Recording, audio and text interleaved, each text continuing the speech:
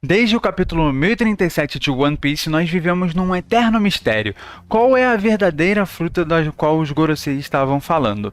No capítulo nós pensamos em diversas opções, como por exemplo a fruta da Otama, a fruta da Toki, e o que seria algo que poderia realmente mudar o mundo e ter até mesmo de ser apagada da história pelos Gorosei. Nos últimos capítulos nós vemos que o alvo dos Gorosei está sendo nada mais nada menos do que Luffy do Chapéu de Palha.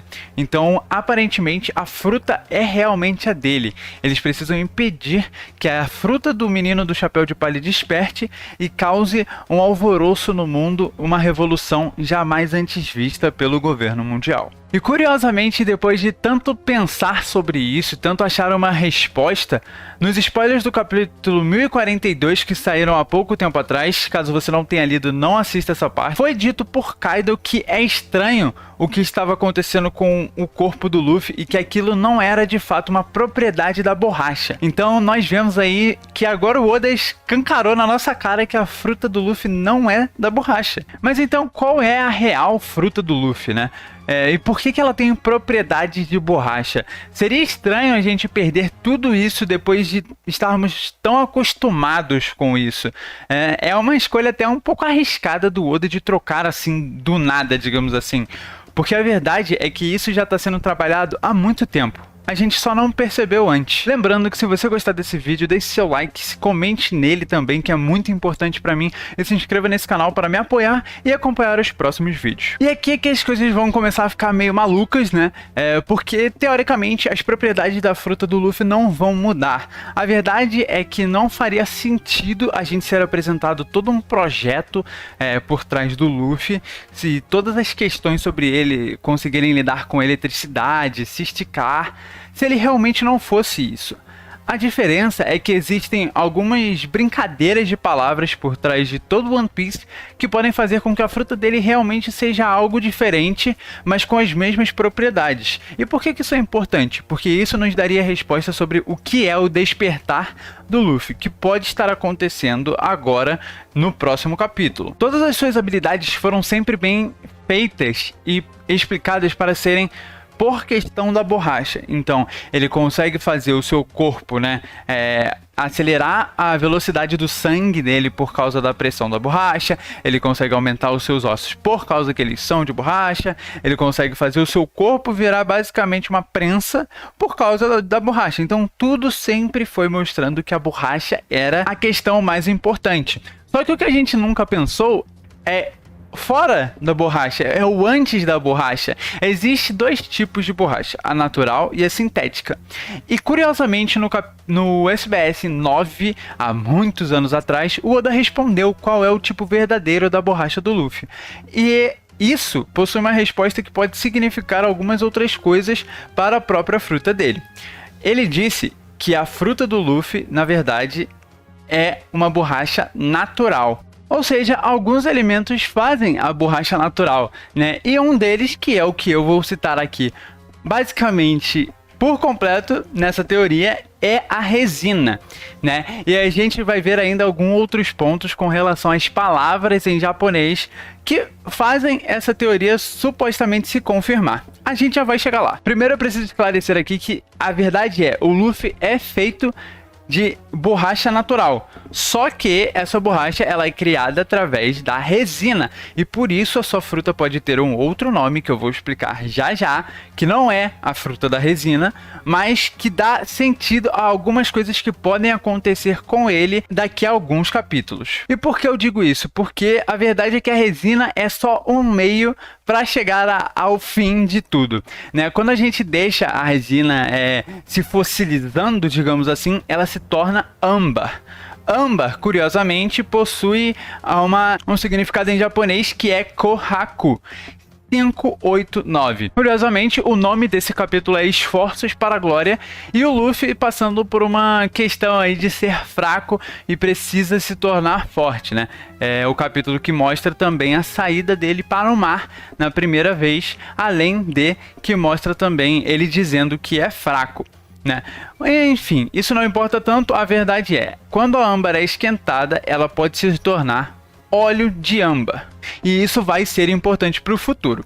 Vamos voltar um pouquinho. A palavra âmbar, seu significado em latim é electrum. Sua etimologia é o deus Electro.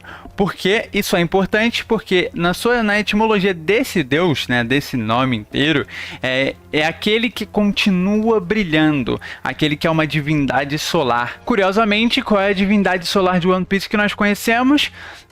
O deus do sol. Exatamente, Nika. Essa ligação aparece algumas vezes no One Piece, como por exemplo quando temos os Minks com Zunisha, né? Zunisha tem como correlação agora confirmado com o Nika e provavelmente também é ligado à fruta do Luffy. Se realmente o Oda foi tão longe a ponto de só falar, pô, então, a fruta do Luffy é a fruta do âmbar, que tem todas essas conexões, então a gente vai tirar mais um pouquinho porque One Piece é assim, né? Você vai longe e quanto mais longe você vai, mais você acha, né? A ligação na China do âmbar, ela é basicamente e diretamente ligada com o tigre, né? Como se fossem as lágrimas do tigre. E a gente sabe que o tigre, né, em toda essa parte da luta contra o dragão, basicamente vai significar que a forma do Luffy, né, no seu despertar, é a forma final da luta contra o Kaido, que é um dragão. Curiosamente, eu cheguei a citar isso no meu vídeo sobre o Gear 5,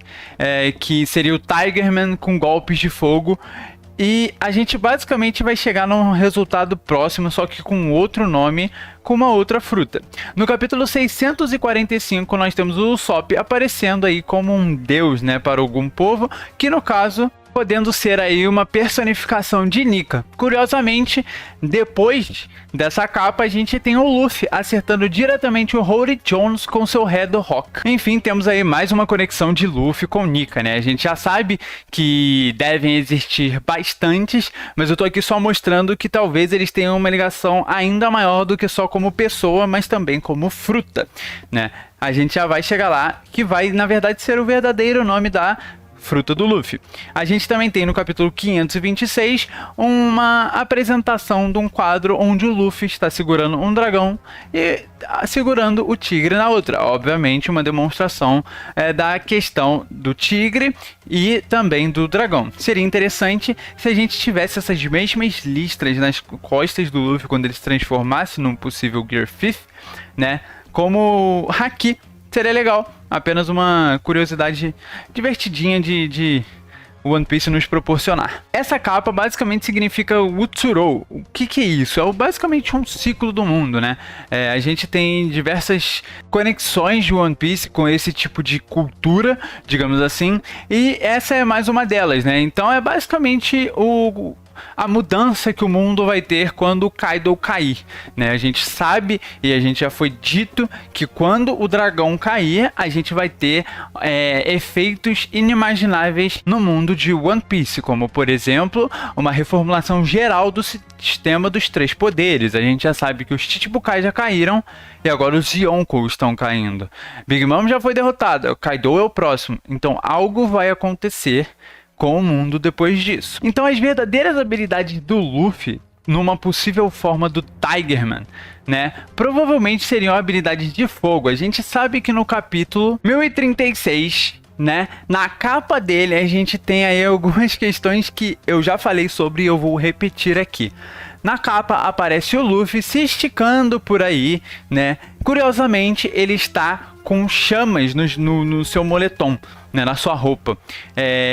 As chamas e também tem um tigre ali ao lado do Jinbe. Isso para mim é bastante significante. Eu acho realmente que pode se tornar realidade um Tigerman que seja ativado através da combustão do seu próprio corpo.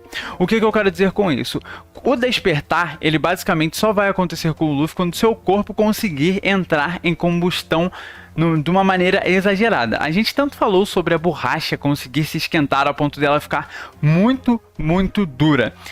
E isso pode continuar acontecendo, mas agora a gente vai levar um pouco mais longe, como eu disse anteriormente. A gente vai esquentar o âmbar e quando ele esquentar, ele vai tomar propriedades de óleo. Quando isso acontece, o corpo, no caso do Luffy, provavelmente pode entrar em combustão e todos os seus golpes serem baseados, como por exemplo no Red Rock ou Red Hulk. Então todos os seus golpes vão ter essa questão do fogo e isso é bastante significativo na minha opinião, né? Que já vem aí de algo do passado, como por exemplo a vontade herdada que o Luffy tem do Ace, e também a questão dele ser o único dos dois irmãos, né, dos três irmãos no caso, que não possui habilidade de fogo, e isso daria a ele essa habilidade, né, completamente a chance dele poder ser um garoto que tem habilidades de fogo e que a sua fruta faça sentido para ele ter essas habilidades. Agora, eu não sei se realmente todos os golpes dele e a versão do Gear 4, do Gear 5, o que for